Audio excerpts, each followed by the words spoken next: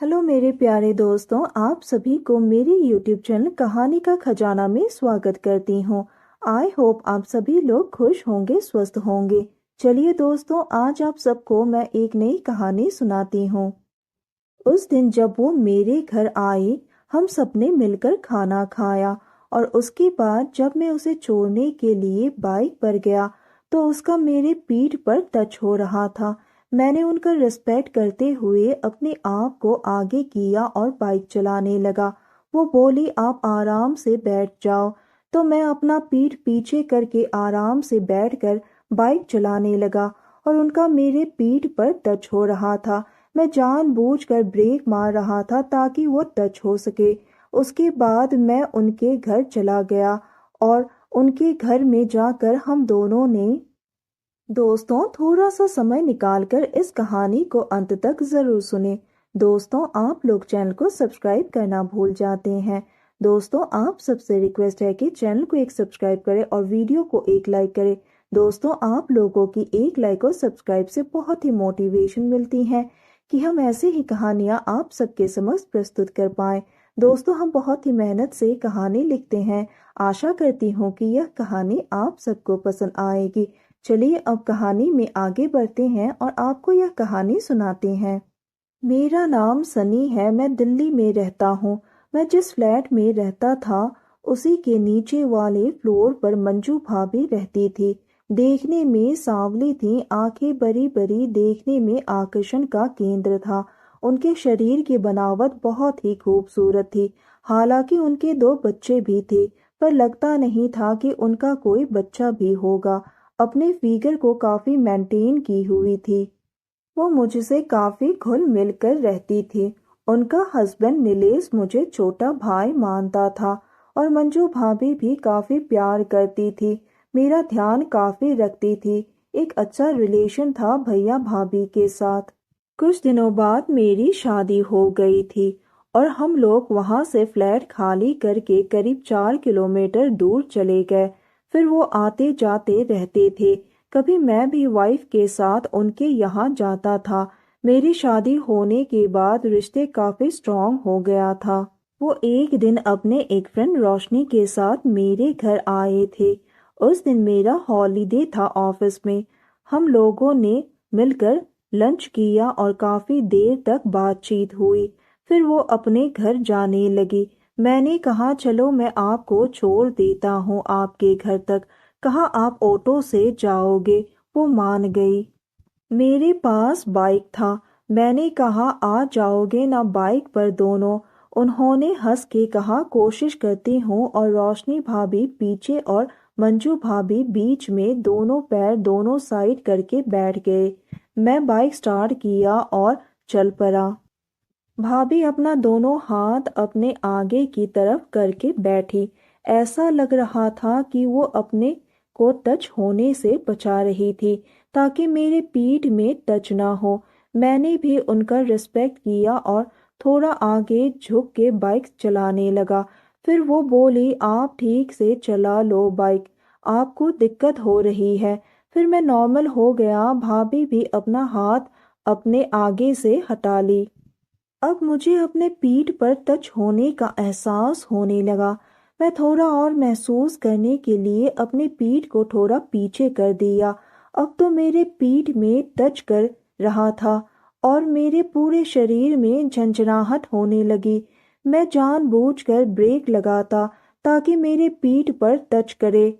मुझे तो ऐसा लग रहा था कि आज रास्ता इतना बड़ा हो जाए कि टच होता ही रहे। आखिर उनका घर आ ही गया और वो उतर गई। शाम के करीब 5 बज रहे थे। रोशनी भाभी भी उतर के अपने घर चली गई और मंजू भाभी बोली, आ जाओ चाय पी के जाना। उस टाइम फ्लैट में कोई नहीं था। भैया करीब रात के 9 बजे आते हैं। उनके बच्चे नानी के यहाँ गए थे, जो कि उनके घर से करीब 5 किलोमीटर दूर था।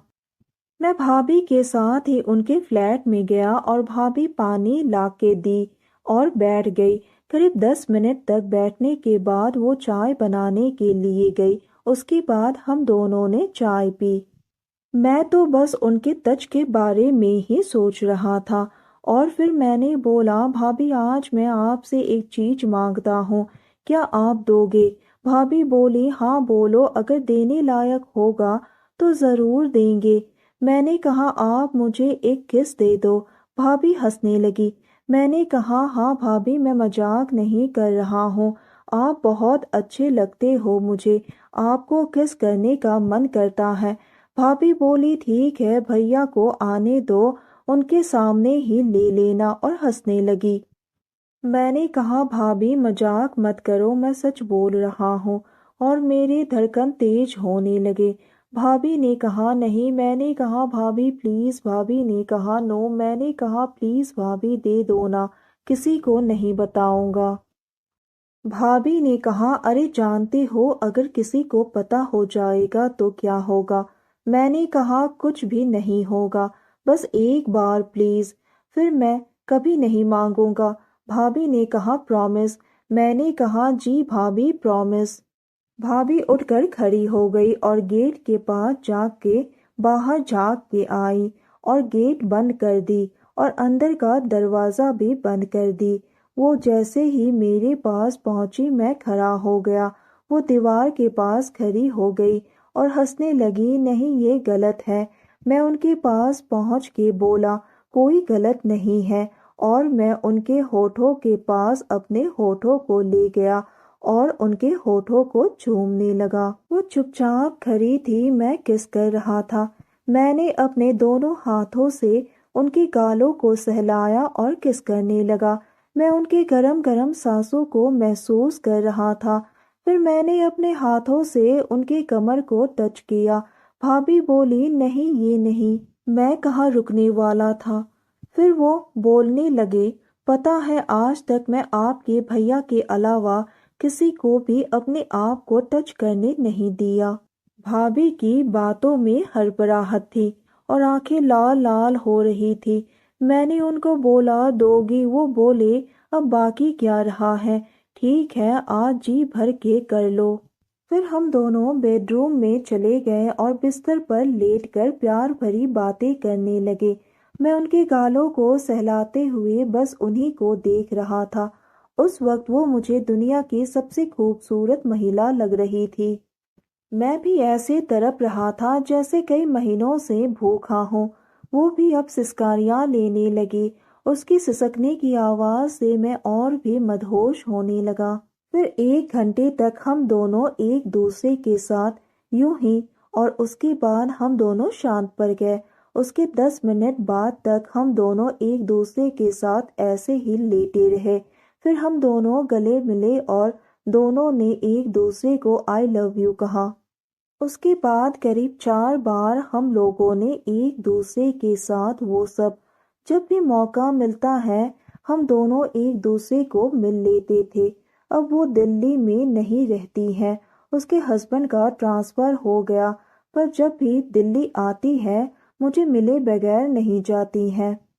تو دوستوں یہ کہانی ایک سچی گھٹنا پر آدھارت ہے، بس اس کہانی کو ایک کالپنک روپ سے تیار کیا گیا ہے، اور یہ کہانی سننے کے بعد آپ سب کی کیا رائے ہے ہمیں کامنٹ کر کے ضرور بتائیے، اور ساتھ ہی اس ویڈیو کو ایک لائک کریں، چینل کو ایک سبسکرائب کریں اور نوٹیفیکیشن بیل کو بھی ضرور دبائیں تاکہ اگلی اپڈیٹ سب سے پہلے آپ کو ملے۔ دوستوں آپ کی ایک لائک اور سبسکرائب سے بہت ہی موٹیویشن ملتی ہے کہ ہم ایسے ہی کہانیاں آپ سب کے سمکھ پرستت کر پائیں۔ آپ سب نے اپنا قیمتی سمے نکال کر اس ویڈیو کو سنا، اس کے لیے آپ سبھی کو دھنیہ واد کرتی ہوں۔ دھنیہ واد دوستوں۔